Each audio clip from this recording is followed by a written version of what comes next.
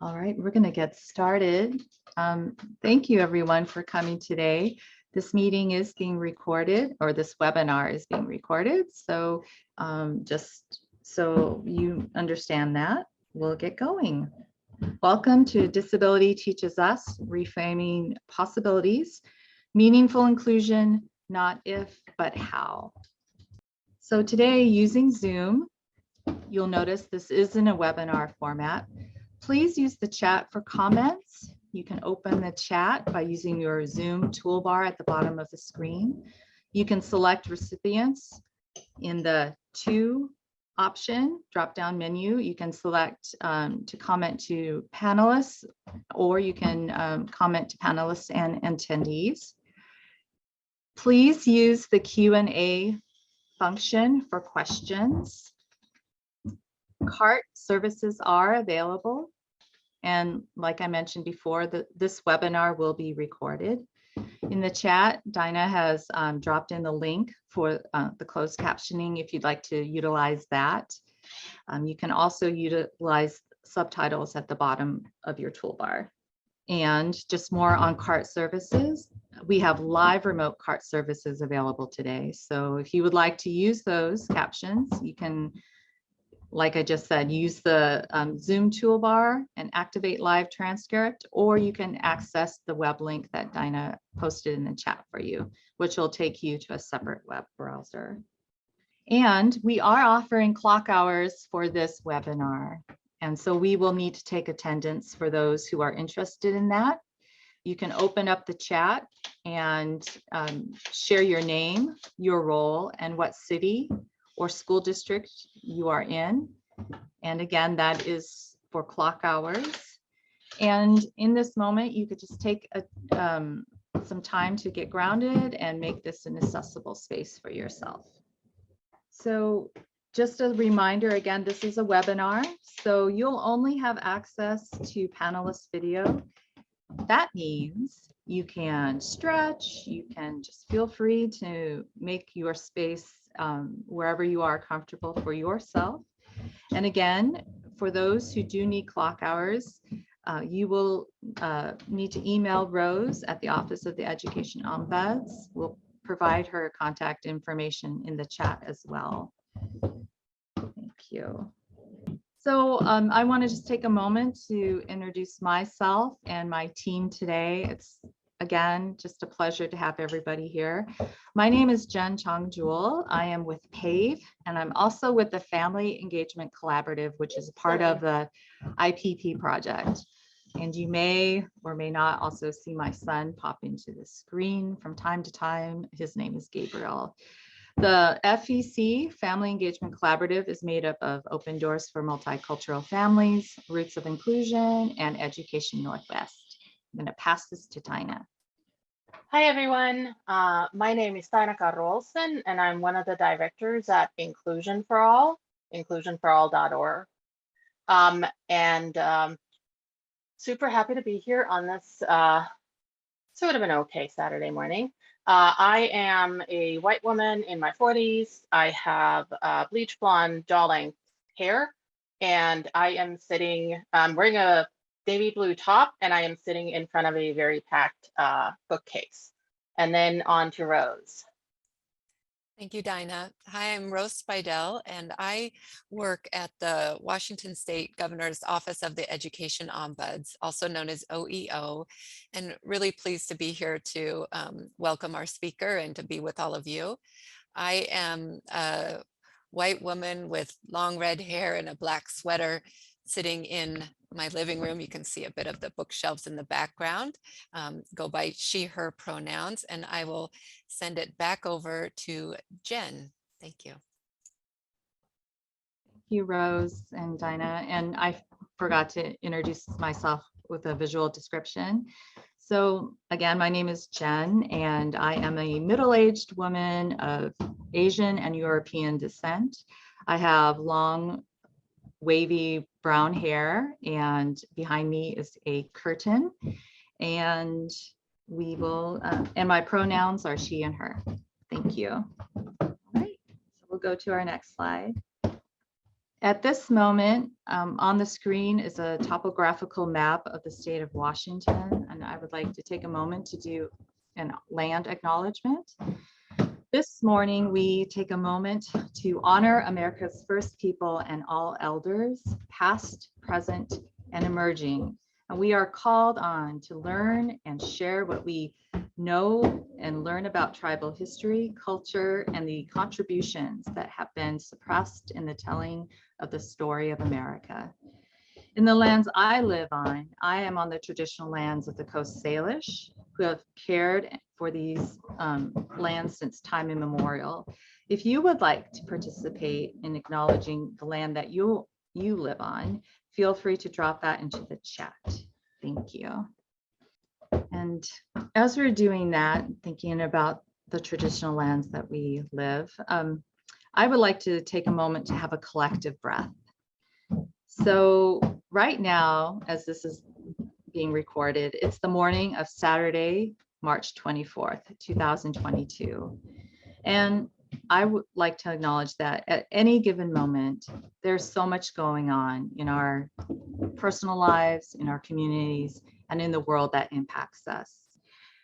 While we asked you to identify yourselves earlier by the roles you have, we come today as a collective, focusing on making things better for our young people in schools. And we just know, just like our young people, they do not just possess a single identity that defines them. But what we do share is that we are all part of a community, no matter which role or title that has been assigned to us or taken on by us. And we are all impacted by things that happen in community. And within us, we have the tools to make things better for all people. Right. So today, we are coming into a learning space with a few goals in mind.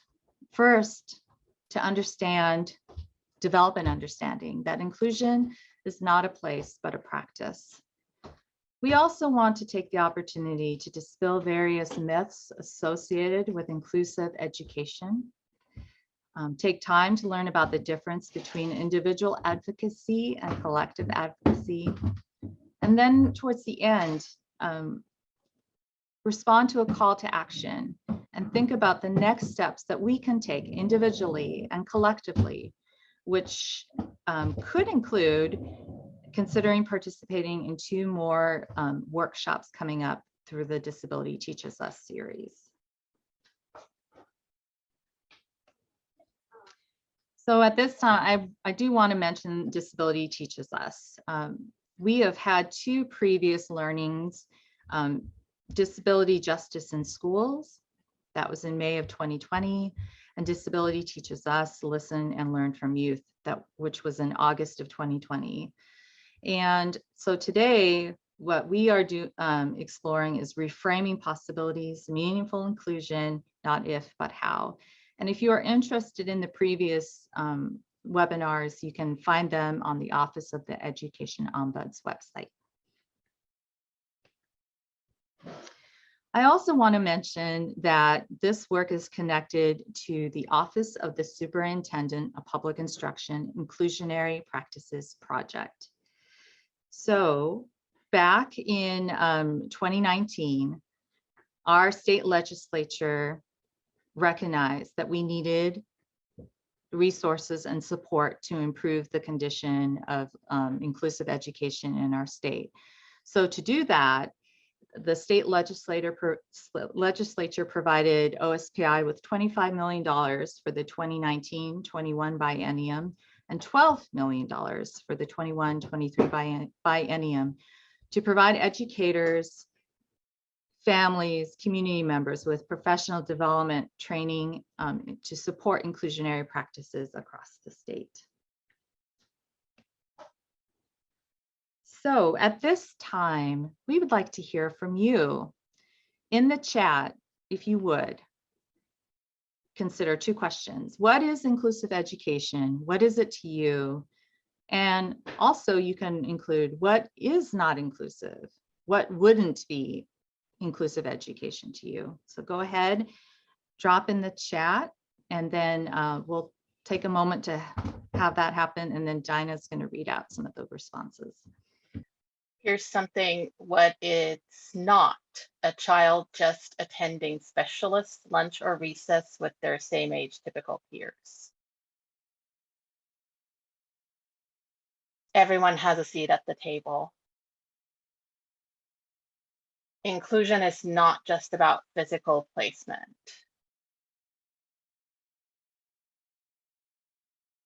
Needs are met in a collective space, not being left out.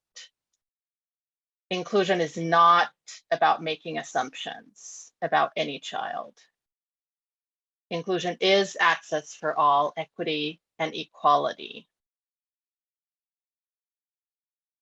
Inclusive education is education where teachers and students are supported in general education. Inclusion is not having to leave to learn. Not a classroom in a building. All students have access to education in the general education setting, not about placement.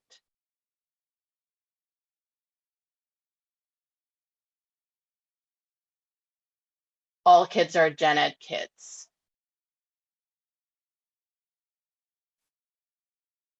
The same access, but with supports and modifications.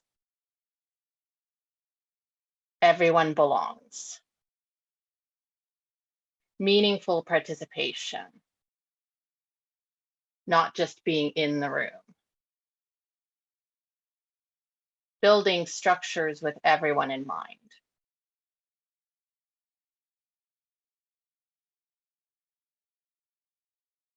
Everyone in the same classroom learning together and engaging.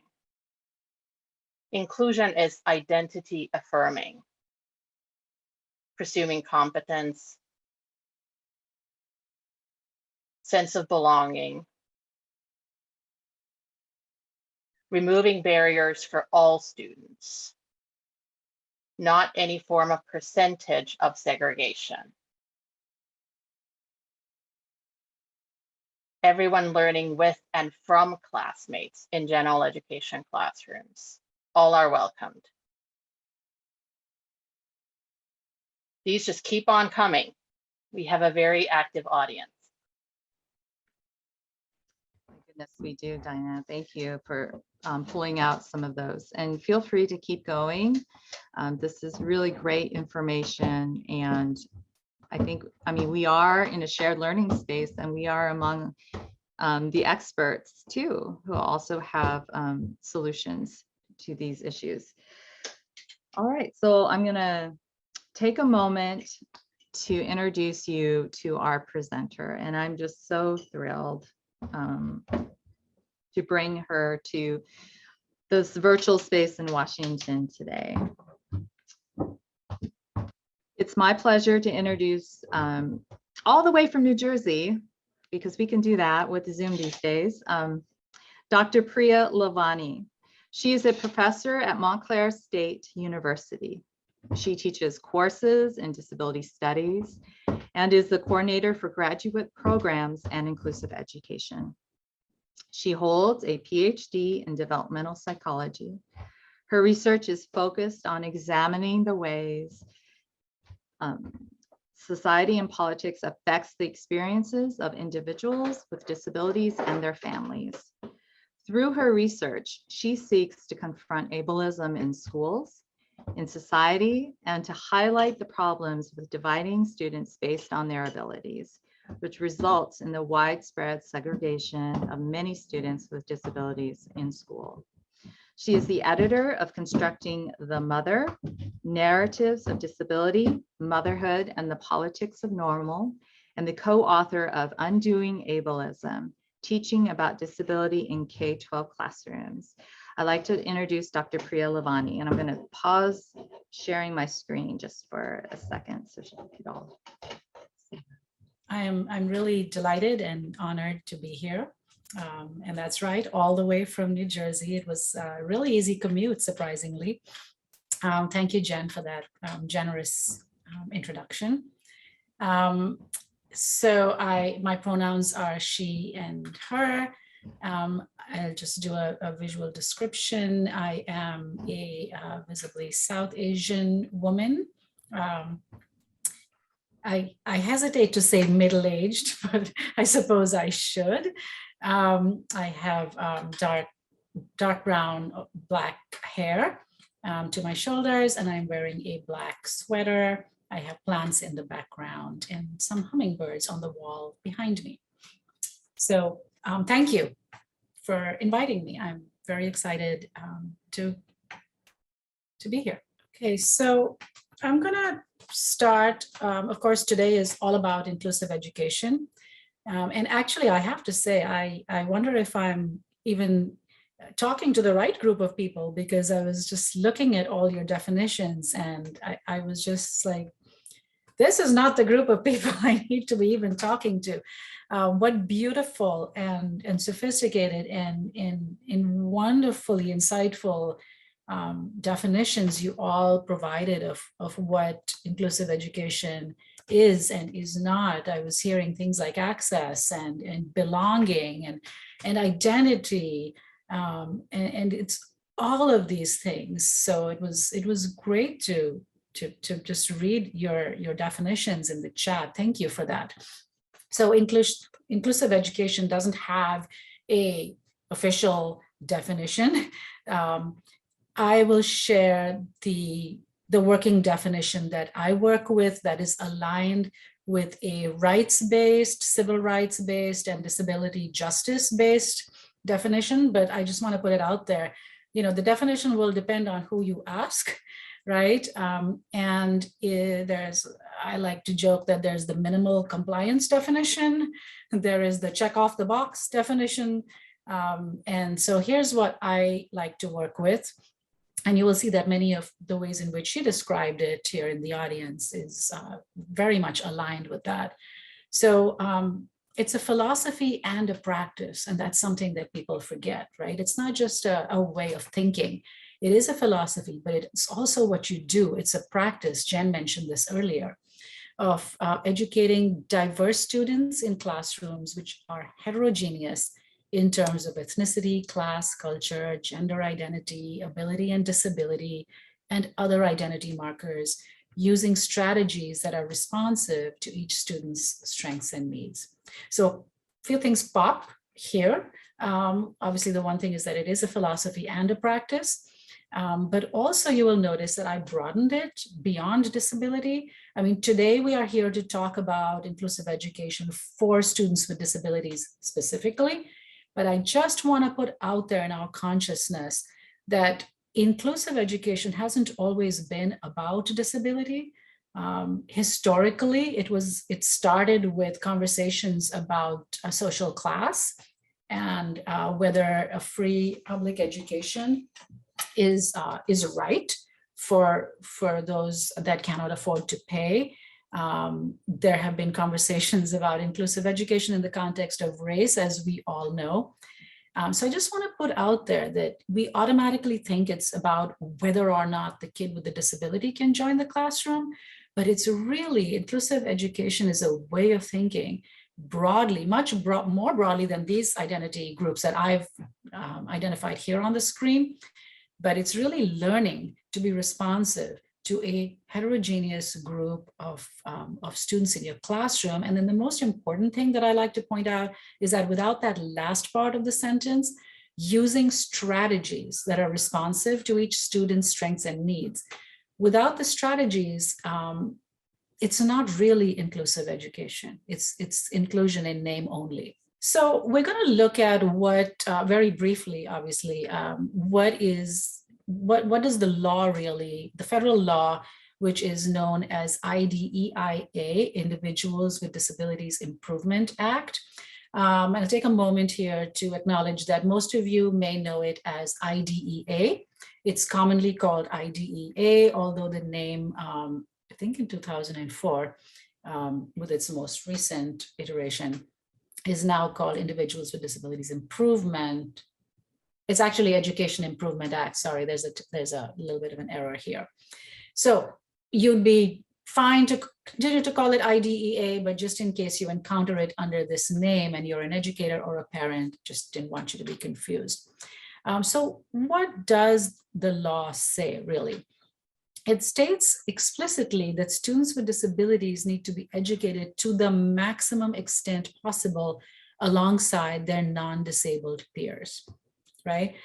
Some critics of the law itself, and there are many, and I am one among them, although the law was written to be progressive and provided access to countless, students with disabilities who had previously been denied their right to a public education. There are criticisms of the law itself, and they are valid. And one of them is that the law was written in a way that was ambiguous, that allowed for the loopholes to be baked in. And here in this sentence, you can see one of those, which is educated to the maximum extent possible. It's not a measurable, it depends on how you define that. But here's the line that is really, really important to understand. The law states that removal, and they are talking about removal from the general education setting. Removal may only occur when education in regular classes with the use of supplementary aids and services cannot be achieved satisfactorily. To me, the first 4 words, removal, 5 words, removal may only occur when.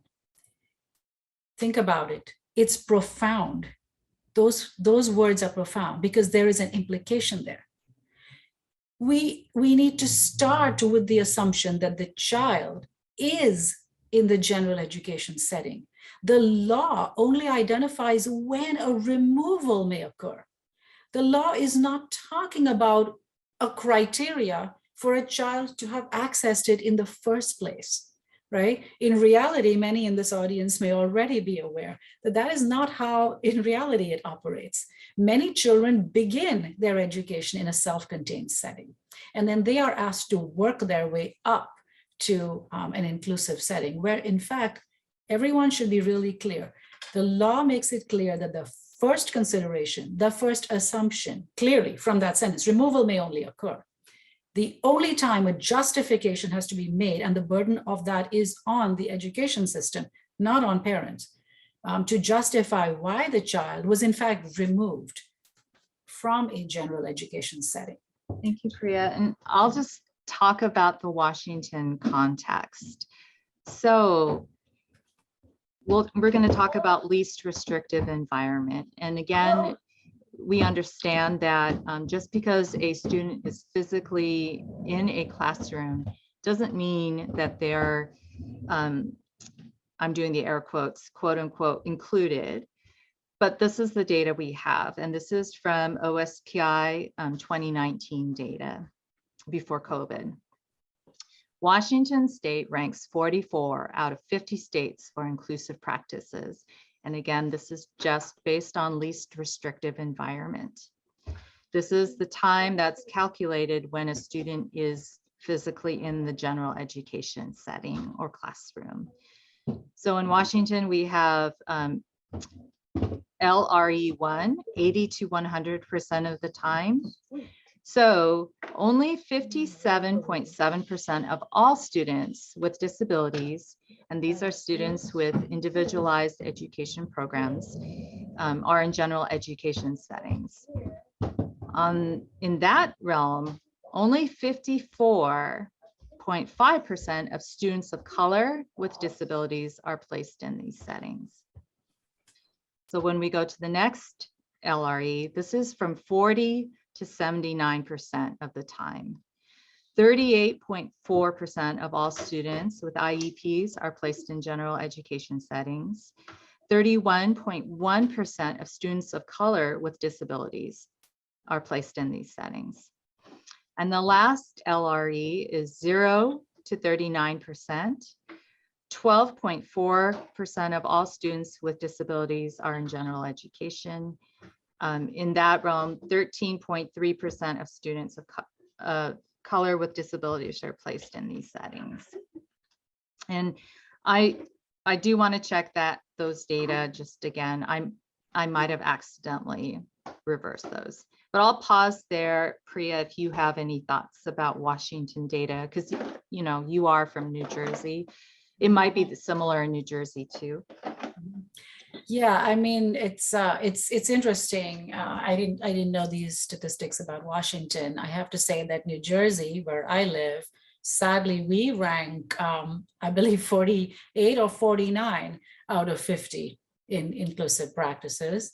So you're doing minimally better, but it's interesting, these data that you've put up there about when you disaggregate by race and ethnicity, when it's 80% of the time in a gen ed classroom, students of color, that number is less than all the students. Same for the next category. The only time it's more, it's almost like an inverse relationship. The only time that there are more students of color is in a segregated classroom. And that is very, very similar with the statistics here in New Jersey, which actually will show much worse than that as well. And very similar to the national numbers as well. So that's a bit of a depressing moment there. And Jen already pointed out that the first one there is talking about,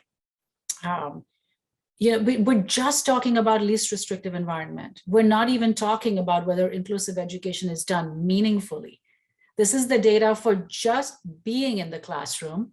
And with that, only 57% of all students are even in a gen ed setting. And that's not where we should be, really. Let's look at what might be happening. I mean, we could sit here all night with what's happening, but let's look at a few things. So one is this idea that we really should wrap our mind around is that what's happening is that often we tend to think that a child is included if we placed them in a general ed class. And then they are not provided with the supports that they need. When they're not provided with the supports they need, and I should point out that as per our laws, there is an exhaustive list of supports and accommodations and supplementary services that can actually be infused into a general education setting. So we need to understand that with that, if a child does not get the appropriate supports they need, then it doesn't work, right? And I don't know who said this, but I don't know if it was Doug Bicklin, but inclusion is an easy thing to do poorly. And when we do it poorly, we say it doesn't work. So we need to ask ourselves if it was inclusive education that didn't work, or whether inclusive education was even attempted in the first place, despite the fact that a child was in a general education setting. So when we try to force a kid to fit an already existing curriculum and program without altering the curriculum, the environment, the physical space, the seating, the work that is being done, then that child is set up for failure. And when that child is set up for failure, we say that inclusion didn't work, and vicious cycle and feeds into those numbers that we were just looking at. So let's look at some things. So my research, as Jen already mentioned earlier, but a lot of my research is focused on the family experience of navigating the special education system. And in particular, I'm interested in inclusive education. So I am interested in how families experience their advocacy for inclusive education specifically. And even more particularly in the case when their child has a developmental disability, autism, or has a label of intellectual disability, like how do they fare? Additionally, I'm interested in looking at discrepancies in those families' experiences by socioeconomic privilege. by ethnicity, race, and so on. So marginalized groups, historically marginalized groups, how does their experience compare? But let me speak overall. Across the board and across all of my research, and I will say that my research aligns with a bigger body of research that exists and is very similar. These are the things that I have found.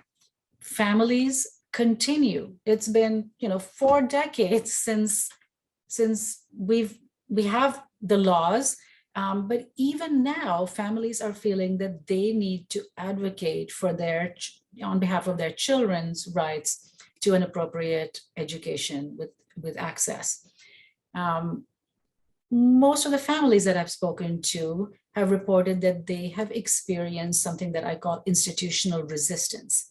That means they wanted inclusive education for their child, and their school or the administrators or the child study team resisted that, explained that it was not a good idea, it couldn't be done, et cetera, et cetera. And often families, parents are steered. I use this term steered. It is not a term that's officially used, but it's my term. And I sort of came to this after a few years of doing this research with families and the same kinds of sort of experiences that I was hearing. We've heard of steering in other areas, right? Like in the real estate world, you hear of steering and how families are steered in that context. But we don't talk about steering in the context of special education, but it's a very much alive and well, where some families are told, this is the best class for your child. Here, your child will get support. Here they have, 80 teachers to 3 children. Excuse my sarcasm there. Here you will get, a great deal of specialized instruction. So in other words, the self-contained classroom, the separate classroom is marketed, is sold, is packaged with a lot of bells and whistles that make it seem very appealing to families. So that to me seems like steering. And overall, this is a consistent finding across the literature, not just mine, over the last 2 decades, and it remains unchanged. Families who advocate for inclusive education perceive being in a quote unquote battle.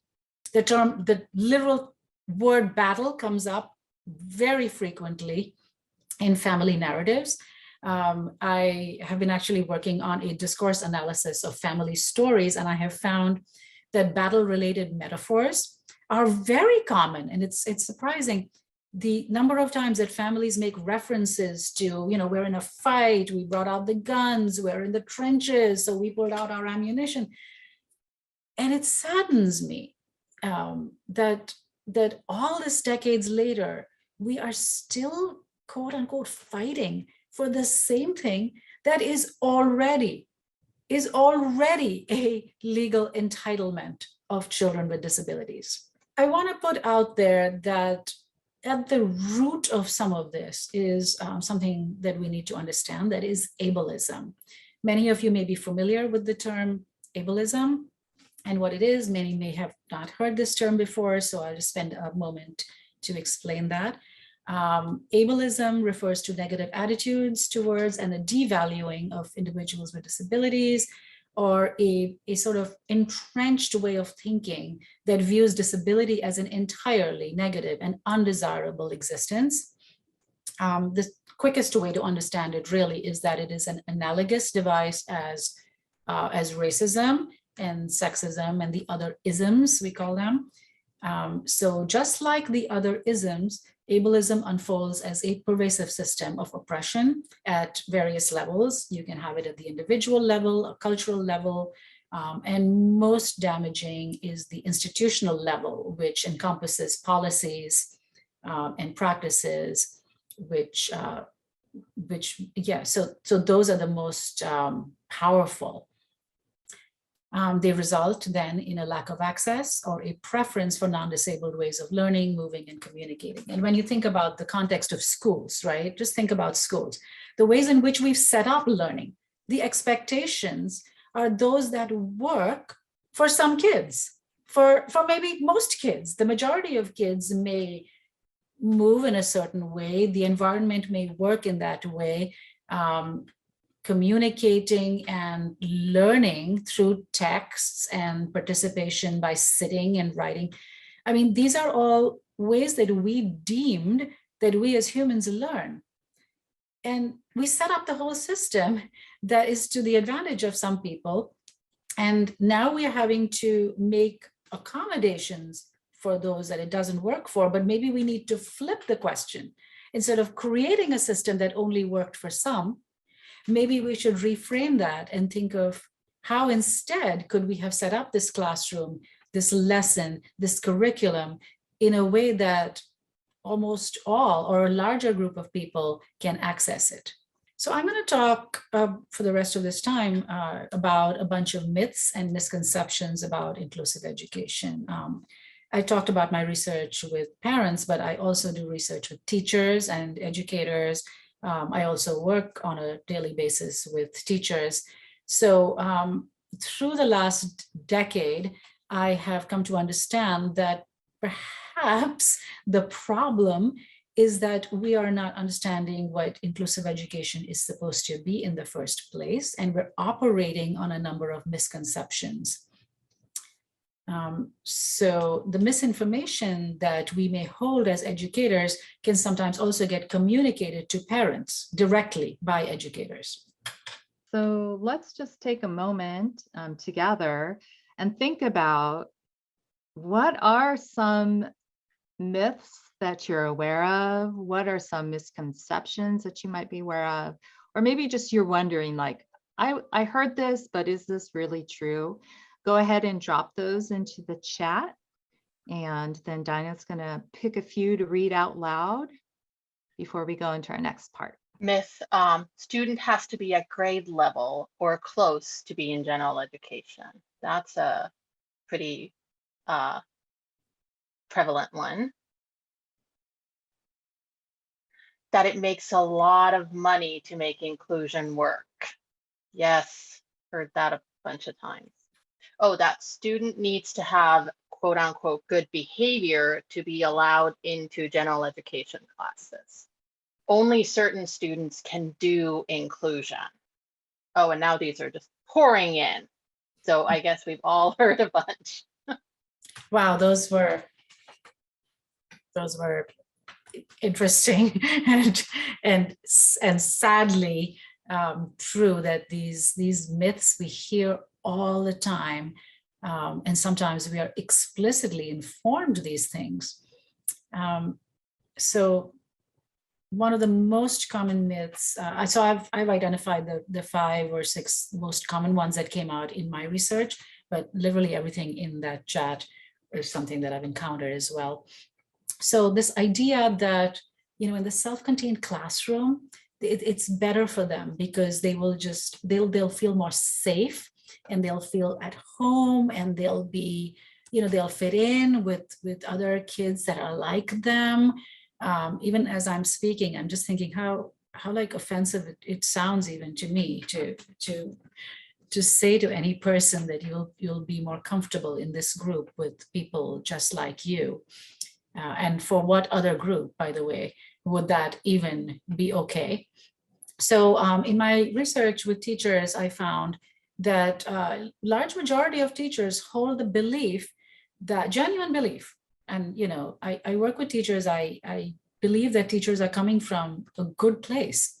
There's this idea that they won't be comfortable and they won't fit in and they'll be bullied or they'll be teased or they'll be isolated. You know, so like, why put them through that? I mean, I've had many teachers say that to me, like, why would you put that through a child through that if they can just be in a class where they feel safe? And we want to avoid them being rejected or teased or bullied. So here's a quote from one of my research studies with teachers, and I'll just read it aloud to you. So in a self-contained classroom, they feel very much at home. And the advantage is it's like a family. It's not like they're a stranger in their room. And sometimes with a special ed kid, especially one with a big disability, it's kind of like they're a stranger in the class because they're not getting what everyone else is getting. And in a special ed class, they're getting it. So sometimes with my own students, I like to play a game called What's Wrong with This Picture? And I don't know if everyone has seen the, the Highlights magazine, the Puzzle Mania magazine. I don't know, it's one of those. And at the back, there's a picture and you have to see how many things are wrong with this picture, right? There's a hot dog in the swimming pool, it's snowing, but someone's wearing shorts. So that game. I like to, so what's wrong with this picture, right? There's just so many things. First of all, I just want to point out that children with disabilities may be the only group of kids that it is okay, remains okay to actually operate with this assumption that if they are getting teased and bullied or left out in a classroom, they are the ones who need to leave. I ask you all to think, if you just removed the word disability and put any other characteristic of a child, right, who is not feeling like they belong and who is not fitting in, or is he being rejected because of their appearance, because of their weight, because of their accent, because of their ethnicity, in what other situation would it be okay for educators to say, this child will simply feel more comfortable with others who are like them? And yet it's okay. It flies for people with disabilities. The child must leave since they were the ones who were rejected and not fitting in. So that's one thing that we want to think about. And we keep doing this in the school setting. And the other big issue here is they're not getting it in the class, says this teacher. So they must go to another class where they will get it. This teacher is not considering that if the child is not getting it, as she puts it, perhaps what needs to change is the teaching strategies, the methods, the supports, the accommodations, the services. I mean, what needs to be adjusted is the teaching. So myth number 2, and you might have all heard this one, they won't be able to keep up in the general education classroom. So there is this fear that the child with a disability, it's fast. I mean, I don't know how many parents have been told, in the gen ed class, it's fast, it's quick, it's overwhelming, it's needy, they have to keep up, your child won't be able to keep up. There's this whole keep up thing. There is nothing in the laws which requires a child with a disability to be keeping up. It is not a criterion. They are not expected to be doing the same work necessarily. They are working on their identified goals on their IEP. So the laws explicitly state that a student with a disability only needs to demonstrate that they are benefiting. And by benefiting, we mean they are making progress as per their IEP goals, whatever those goals are, whatever level those goals are at, that child is working on that and is making progress based on that. So any removal from a general education classroom based on this reason would be in blatant violation under IDEIA. And here's another quote. I've sort of put some of these in there just so that you can see what these look like through the narratives that I collected. So here is another educator saying that the best learning environment would be in the self-contained classroom. I think in the self-contained classroom where they can work at their own pace and master skills on their level, and then move on to the next level. I think that would be the best setting for their cognitive level. Again, I would want to say to this educator, indeed, a child with a disability should be working at their level and moving on to the next skill level. You are absolutely right. And that can actually happen in the general education setting with appropriate supports. And then here we have the other one. There's this idea that, inclusive education is great for some kids. For some kids with disabilities, it works because they don't need like intensive supports. They kind of can manage, they can keep up, they can follow along. But for students who need high levels, intense levels of support, I'm told, those kids have to be served in a self-contained setting. So again, we want to do a little bit of a mind adjustment here. Inclusive education is beneficial and has been demonstrated to be beneficial in research for all students with disabilities, not just those who are quote unquote high functioning. And I just want to say that I don't appreciate the term high functioning, but I put it over there because that's a term that people use. So as per IDEA, there I've interchanged IDEA with IDEIA. So I myself am confusing you, sorry.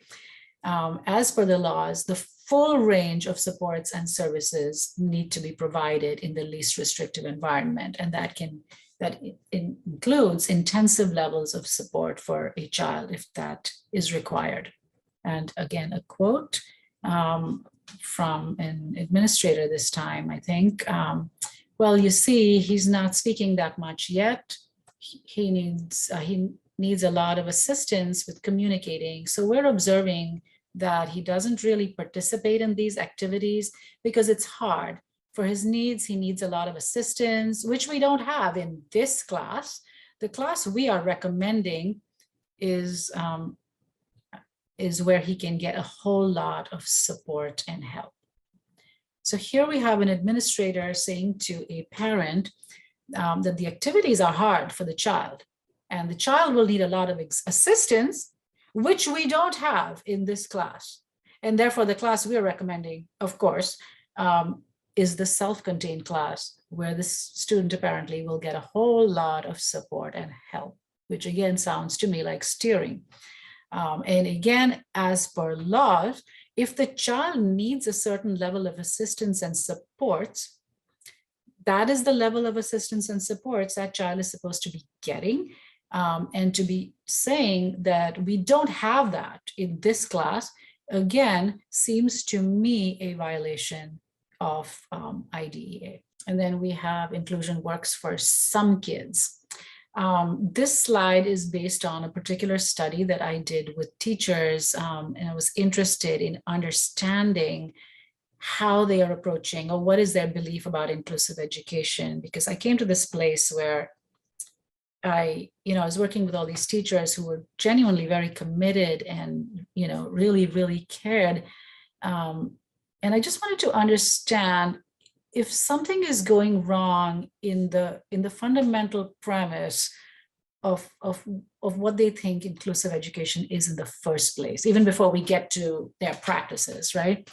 And it turned out that the majority of teachers in that study expressed beliefs that inclusive education is something that some kids get, and there is some sort of a criterion for which kids get placed in inclusive education. A lot of teachers said they didn't know how or why some kids were placed in inclusive education, but to their understanding, it was based on one of these criterion. So some teachers believed that the level of impairment or the functioning level, there it is again, was the criterion. So they were like, well, I think that some kids who are high functioning, they are placed in inclusive education. The ones that are low functioning, they should be in the self-contained class. Other teachers in that study believed that it was the child's cognitive abilities or their IQ scores that determined. And I have to say that I've had a great many conversations with administrators and folks on the child study team who seem to feel that IQ scores have a bearing on the child's placement. And I beg to differ. So first of all, we can't get into it now, but there's a long history of oppression related to IQ testing, but that's another day's story. Even if a child does have an IQ score, that score cannot be used as a justification for removal from the general ed class. It can only be used to determine what additional supports perhaps the child would need. So there's nowhere in the laws that suggests that a child's cognitive or functioning abilities, or their IQ or anything that is a criterion for them to be there. Other teachers believed that in order to be in a gen ed classroom, they needed to not have any disruptive behaviors, which is also not the case. If a child is removed from the classroom in the instance that they are hurting themselves or hurting someone else, in that case, the plan always needs to be a return, okay? Even if a child is removed for that, there always needs to be a definitive plan for how we will bring the child back into the classroom.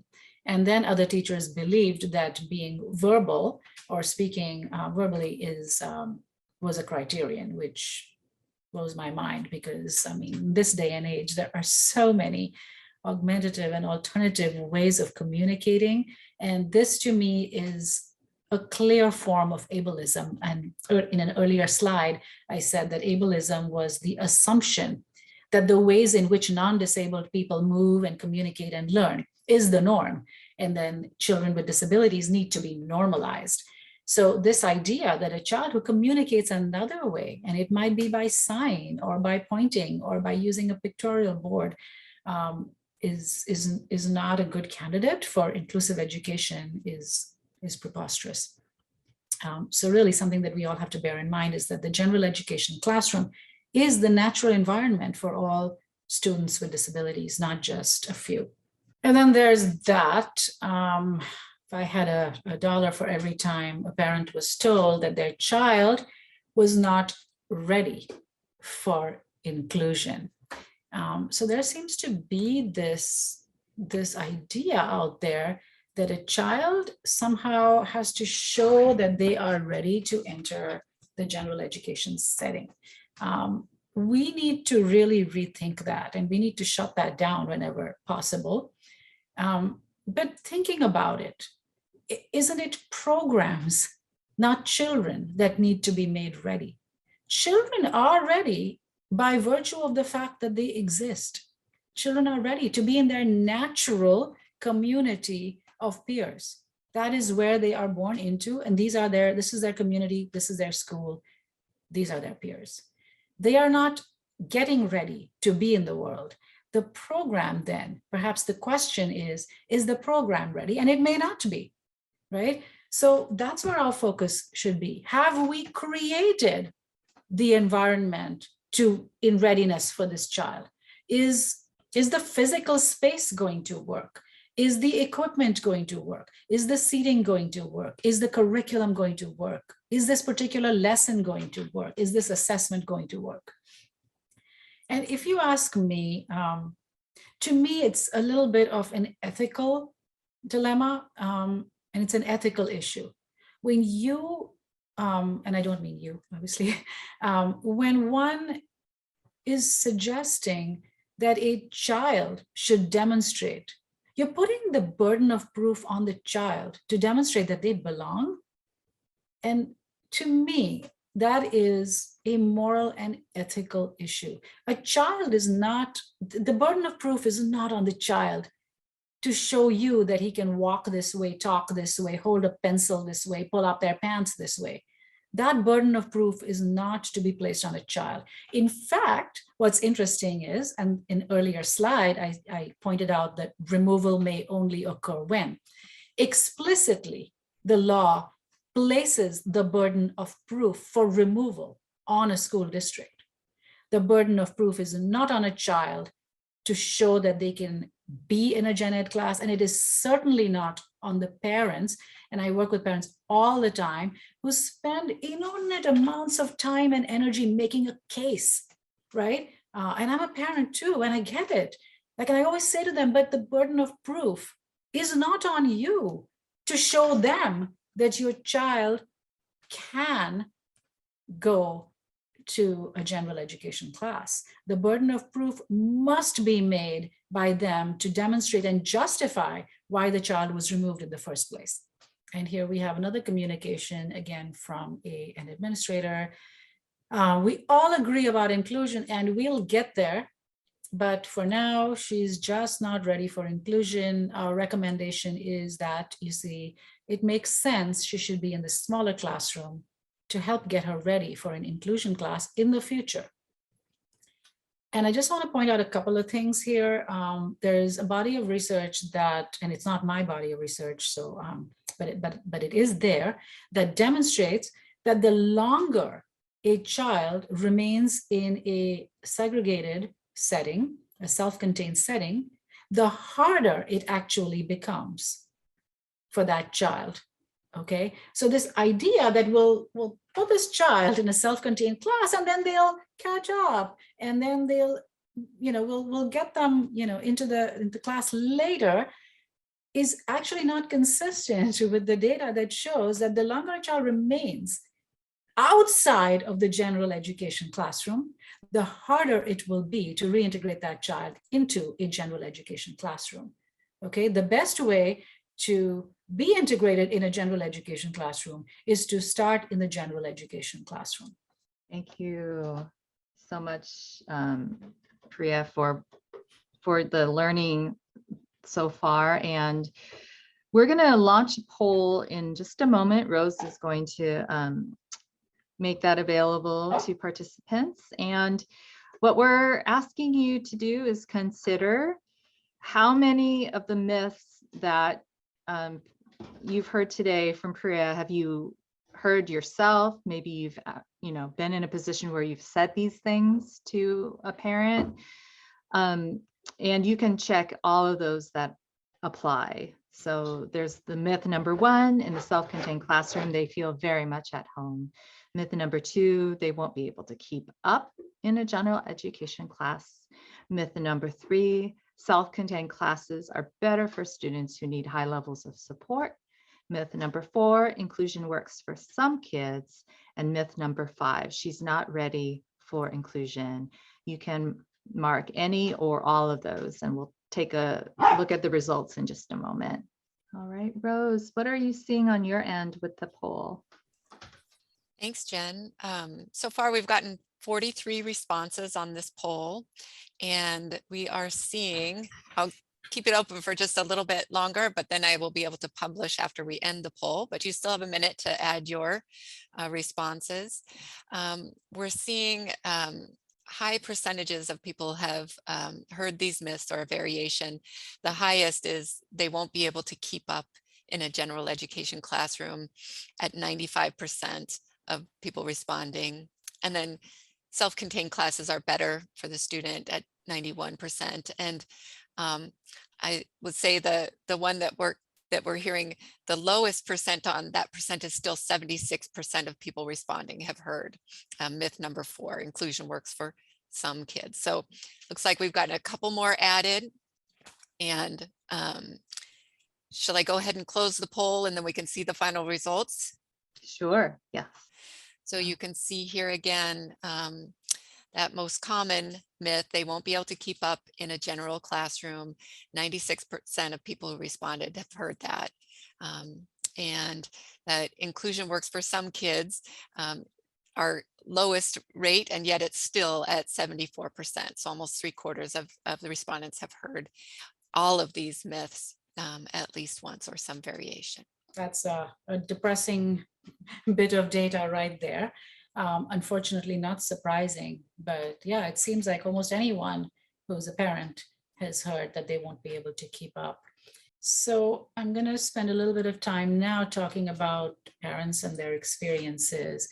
And I just want to take a minute because Jen, in your wonderful and really generous introduction to me, and I think that I should also add something to that I didn't mention earlier, is that in addition to being a researcher in this area and a disability studies scholar and a teacher educator, I am also a parent, by the way. I have 2 children, one who is defined by our culture as non-disabled and normal. The other one, who's now 20, my daughter, has Down syndrome. So I want to sort of be transparent and position myself also as a family member of a person with a disability, as I move forward with these slides, because I have been part of this battle, as they call it, for inclusive education. And I too have heard all of those myths, and it's been a journey for us as well. I should say that my daughter is now 20 and graduated last year from high school, and spent every single day of her schooling in an inclusive, a fully inclusive setting. So I just offer that just to position myself, not just as somebody who's doing the research from the outside, but as someone who has lived every single day of her life also on the other side of the table. I like to joke that I go back and forth on both sides of the table as a professional and a parent, and I've heard it from every angle, and that is my interest, and my investment in this is very real. Okay, back to institutional roadblocks. And this is one of the most persistent things that I find in all of my research and in all of my conversations with parents, is that parents report that when they seek inclusive education environments for their children, I'm talking about particularly certain families who have kids with, as I said earlier, either developmental disabilities or autism, intellectual disabilities, multiple disabilities, experience that they get so much resistance, that they have to fight, that they have to make a case, that they have to argue it, get people in. They have to go to conferences to learn. I mean, there's just all this happening. Meanwhile, they say that they are steered towards self-contained environments by professionals who either in subtle ways or outright explicitly state to them that those self-contained places are the best for their children. That's the environment that is right. And I've heard it said many times, in my professional opinion, you are making a mistake. Administrators have said this to parents. In my professional opinion, in my expert opinion, you're asking for inclusive education. You are making an error. The best place for your child is the self-contained classroom. Parents perceive that they are in a battle for inclusive education. 4 decades later, we are still seeing that inclusive education is largely parent-driven. So across the board, studies indicate that decisions pertaining to students' placement in inclusive learning environments are all too often parent-driven.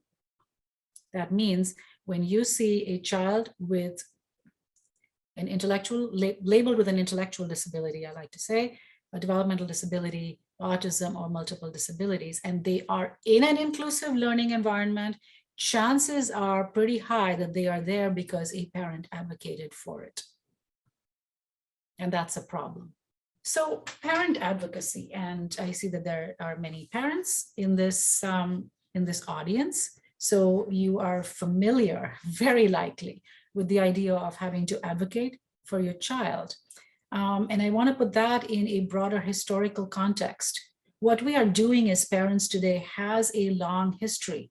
A tradition of advocacy is what got us to this place. In the first place, it was grassroots family movements that were the driving force that banded together with individuals with disabilities and lobbied for radical change. That is actually what led to the passing of Public Law 94-142 in 1975, which is now has evolved to IDEA. So I just want to put this advocacy that we're doing today in the broader historical context of 40 years or more, actually, much more than 40 years of lobbying and passionately advocating to make those changes. It is families, it is parents that have got us very much to this place. But now that I've said that, I'm now going to problematize family advocacy itself. So what is wrong with this picture? And as I said, I will situate myself among those parents who have advocated for their child. The first problem with family advocacy, of course, is that it leads to something I call battle fatigue. And parents expend huge amounts of time and resources and energy in order to try to get their child into an inclusive placement. I have interviewed parents to try to understand the extent of time and what they do, what that looks like. And for many parents, it involves, going back to school, educating themselves, or going to seminars, or reading books. For some, it means hiring an advocate, and sometimes hiring, a lawyer. So in order to do this, of course, it's emotionally draining. And of course, for some parents, it's financially draining, right? Because parents have to rely on their cultural and economic capital that's available to them in order to secure an appropriate education for their child, which is already an entitlement of their child under the law. So that's one problem. The next one is that if I just said that parents have to dip into their cultural capital and their financial capital, well, then that should make us think about the next problem, which is, in that case, who is advocating and who is not at the table? Which parents even have the resources available to them such that they can be empowered to fight this so-called fight, right? Who has, and by the way, when I say capital, it's not just financial resources, right? We have to look at resources broadly. We have to look at cultural capital, which includes the language. Who has the language? Who are members of dominant culture that share the kinds of beliefs about individual advocacy in the first place? What about families that don't believe that it is their right or their place, or that it's culturally not something that they think one should do, to oppose somebody in a position of power, to take them on, to have the language to do that, to have the time to do that, and to have the money to do that, right? So then that would mean that those families who have those levels of privilege are able to access inclusive education for their children in some cases. And I should say that it doesn't even always work when you do have all of that available to you, which leaves the children from families that don't have those resources in even more vulnerable situations, right? And it feeds into, actually directly feeds into our data, which shows that self-contained classrooms are populated by historically marginalized groups of children, language minorities, children from lower SES backgrounds, and Black children. So you can just see how it does play out, right? And the next one is that the biggest, and I think this is the biggest problem with family advocacy, is that we can advocate for our child, but it leaves the system unchanged, right? I, as a parent, and I've done it, I've advocated for my child. So I get why a parent will advocate for their own child. And each time we do that, it allows a child to access inclusive education, but it doesn't put the burden on the system to change. Let's go to the next slide. So what we need to start doing as a group is that we need to sort of refocus our energies, right? If our goal is inclusivity in society for our children, because we want to think broadly, it's not just schools, it's the ultimate, right? Eye on the prize, I say, is inclusivity and acceptance in society, then we need to think beyond fixing the immediate issue for our own children and go back to our roots as families. Where we came from was a history of grassroots collective advocacy and activism. Together, if families can work together to make systemic change at their schools and work with the administrations, then the impact would be felt not just by our own children, but by those who are not necessarily at the table or at this webinar. Thank you, Priya. And I'm just watching the time. I want to just briefly talk about next steps and maximize time for question and answer with Priya. So to begin with, it was really important for all of us to just reflect on what is our understanding about inclusive education and what is not inclusive education. And I think we understood that it was definitely more than just a physical time spent in a physical environment. We are going to have a couple more learning opportunities with Priya. So you mark your calendars, April 21st and April 28th. More information to come on those opportunities. But really just, back to understanding what is inclusive education, how do you define it? And then what is happening in your own community, in your own school?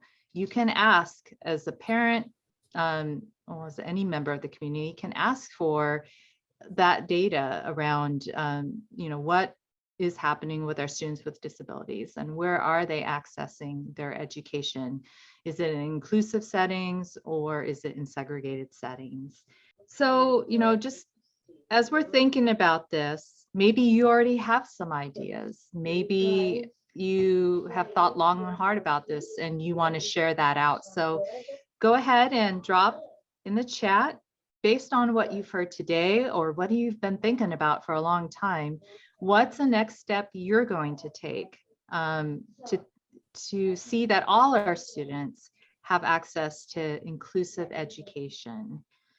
And as you're doing that, Tina's going to look through any of your offerings that you're sharing in the chat. She'll read a few of them out in just a moment. And really, how can we work together in solidarity with one another to promote meaningful inclusion in our schools and communities together? So I see some grassroots organizing going on in the chat around the work some PTSAs are doing. So folks are gonna get on that, get networking and get organized in their districts. Shelley is saying that she's gonna commit to re-engaging with the special education PTSA in her district.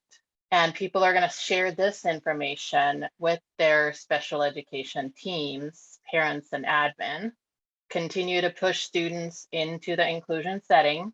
Yep, if you are working on something, put it in the chat. Get to know each other. Build those networks.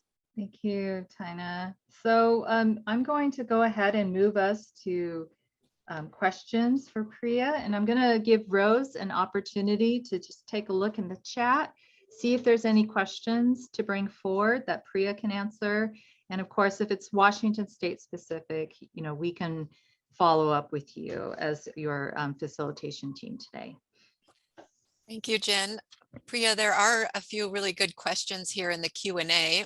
Some of them are similar to what's been coming up in chat, but we did have one question about, is there a place where folks can go to look at examples of the kind of full range of aids and supports that might be considered and could be used before removing a student from a general education? If you're thinking of resource websites or locations to go and find ideas on that, do you have some go-to places? I mean, we have, I'm here in New Jersey, so I have more like New Jersey based resources, which I don't know if it would work, but we have, something called NJCIE, New Jersey Coalition for Inclusive Education. But I would have to say, the law itself states it. There's something called Rights Law, where you can go and it explains parents' rights as well, or you can Google like parents' rights under special education IDEA, and it lists the kinds of accommodations and supports that your child is entitled to. So those are some, someone's put Rights Law, which is a great sort of short, abridged way of accessing the law. Great, thank you. I think we can drop that in And chat in I a see minute. Julie Costin, some people have, yes, absolutely. One other question that someone asked is there information, have we seen how this impacts the transition times from the transition years from high school onto post-secondary? If the student receives meaningful inclusion early on? Do you see more success in transition? And can you talk a little bit about that?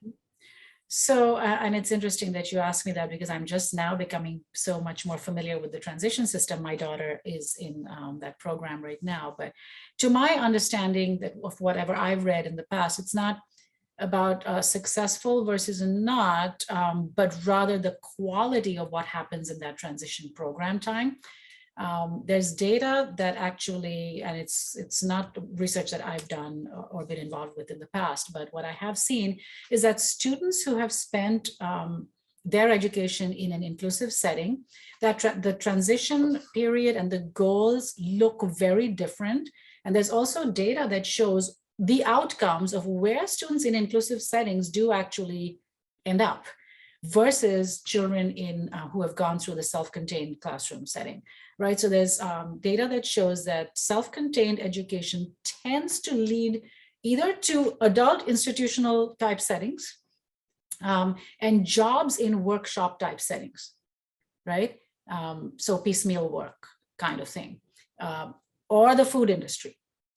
There's data that shows that students with intellectual disabilities, developmental disabilities, autism, whatever, what have you, right? Who've been through inclusive education, their transition looks different qualitatively as they are preparing for jobs in very different settings, right? And there's also data on dropout rates, and that's a whole nother story. But students who are in a high school tend to drop out at higher rates when they are in self-contained classrooms. All right, thank you. That's more powerful information to support this effort. And we have a question that is kind of a tough one when we're thinking about advocating for an individual student. If you're advocating for inclusion as a, let's say as a parent, and you're seeking time in general ed, maybe you propose that they would get some additional one-to-one support. If the team says ultimately no to some of the supports that you think are necessary, there's sort of a question as the parent in that moment, if I insist on inclusion and my child won't have the supports, am I pushing them to a situation that might be traumatizing? And what are some alternatives in that moment? Oh, that's a tough one. I mean, yeah, I don't know what to say. Inclusion done badly is not a good thing, I suppose. I don't know. I mean, I know there's a lot of data out there on children's self-esteem and trauma in self-contained settings as well. So that's something to think about. We're always, and again, this might not be the direct answer. I don't know. Yes, it might be traumatizing to a child to be in a setting that is not supportive and that has happened, of course, hundreds of times, right? So I can't speak to that. I can say that we're always focused on the trauma that a child might experience in an inclusive class, but we're forgetting that there's reams of data on the trauma in a self-contained class. That is already a given because there's data that says that a child's sense of worth, especially as the child grows, and kids get it. They get why they're in that class after a certain age, right? Like, why am I here?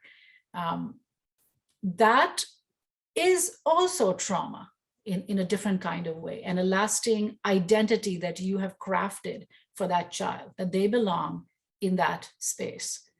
But yeah, I will acknowledge that they're refusing to provide the supports. It's not going to be a good situation. Yeah, thank you. And if we have time for one more question, there's a couple of questions around.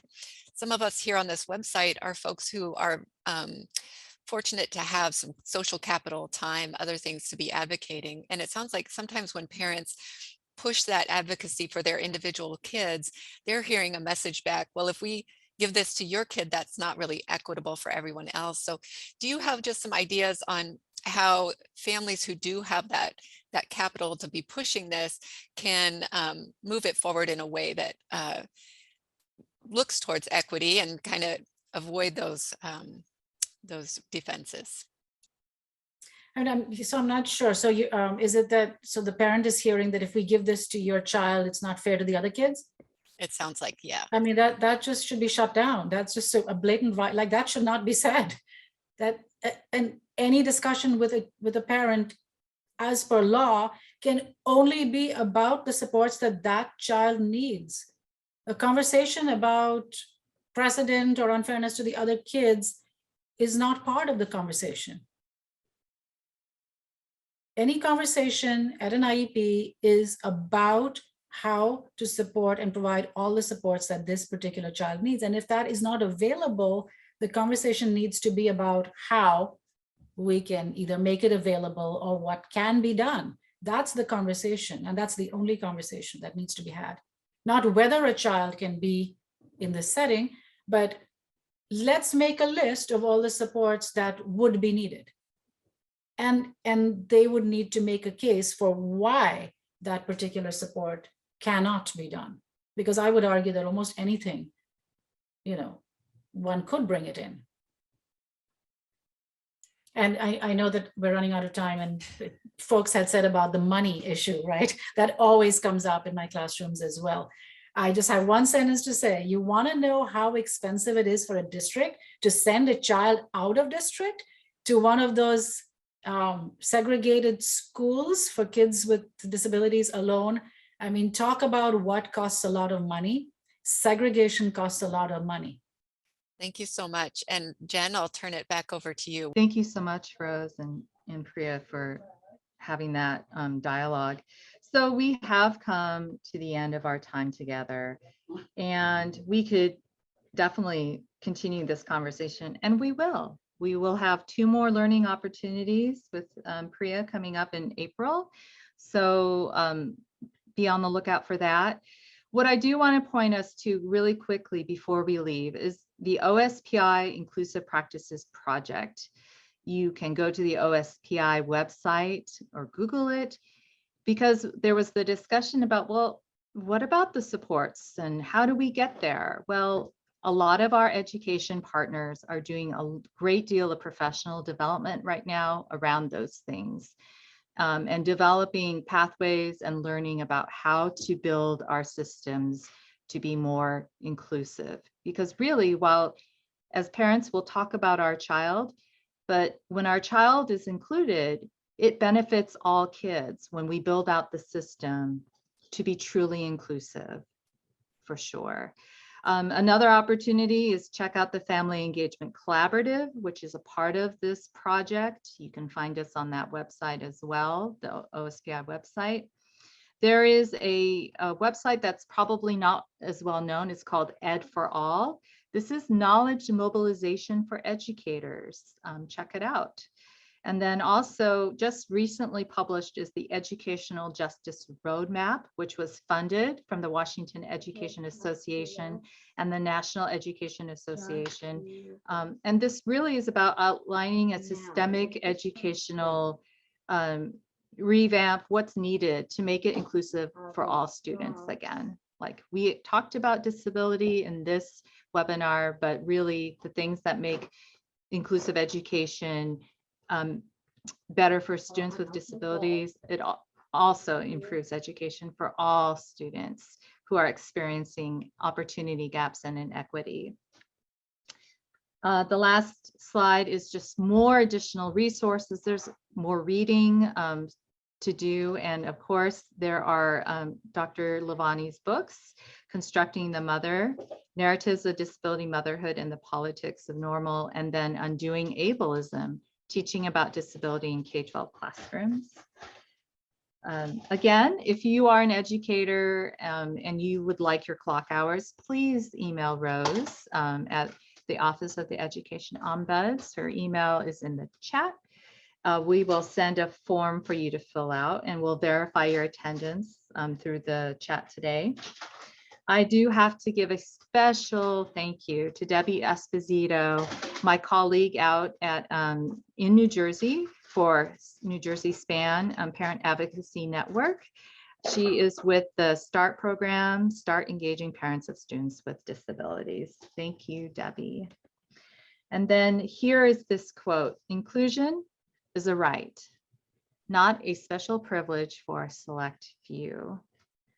And again, on behalf of our team today, and thank you again, Dr. Lavani, for spending your time with us, your afternoon on the East Coast and our morning here on the West Coast.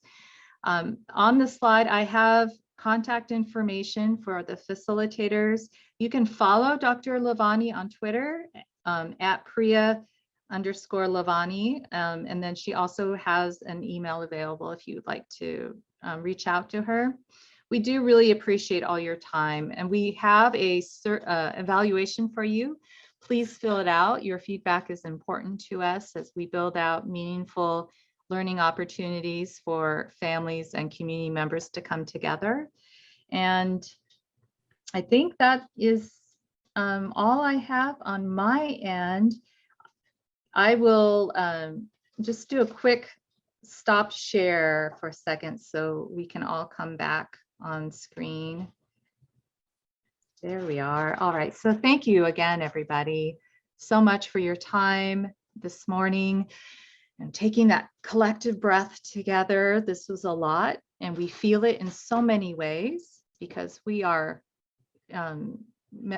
families, we are community members, we all care about students and wanting to see all of them succeed. Thank you for your time. Thank you so much. And thank you all for inviting me. And I just want to say I was really moved by all the comments that were coming in. I was trying to read them as fast as I can, but thank you. What a great group. Thank you. Excellent. Thanks, everyone. We'll go ahead and end the webinar, and we'll see you next time.